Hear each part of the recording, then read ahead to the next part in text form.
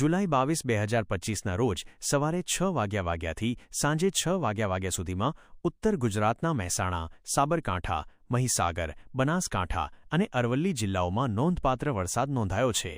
રાજ્યના કુલ 114 તાલુકામાં વરસાદ પડ્યો છે, જેમાં સૌથી વધુ ખેડાના કપડવંજમાં 4.75 ઇંચ અને ભાવનગરના તળાજામાં 3 ઇંચ વરસાદ નોંધાયો છે. મહેસાણા જિલ્લામાં વરસાદ. મહેસાણા જિલ્લામાં વિસનગર તાલુકામાં સૌથી વધુ 49 મિલીમીટર 1.93 ઇંચ વરસાદ પડ્યો હતો. Visnagar 49 millimetre 1.93 inch. Satlasana 13 millimetre 0.51 inch.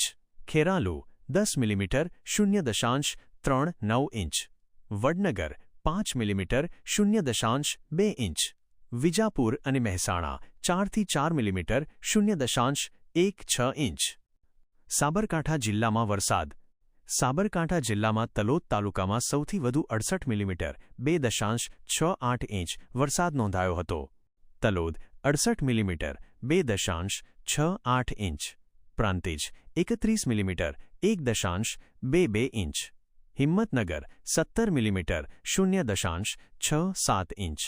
Vijaynagar 1 millimetre 0.04 inch. Mahisagar જિલ્લામાં વરસાદ. મહીસાગર જિલ્લામાં બાલાસિનોર તાલુકામાં 33 મિલીમીટર 1.3 ઇંચ વરસાદ નોંધાયો હતો. Balasinor 33 millimetre 1.3 inch. લુણાવાડા અને વીરપુર 10થી 10 મિલીમીટર 0.39 ઇંચ. અરવલ્લી જિલ્લામાં વરસાદ.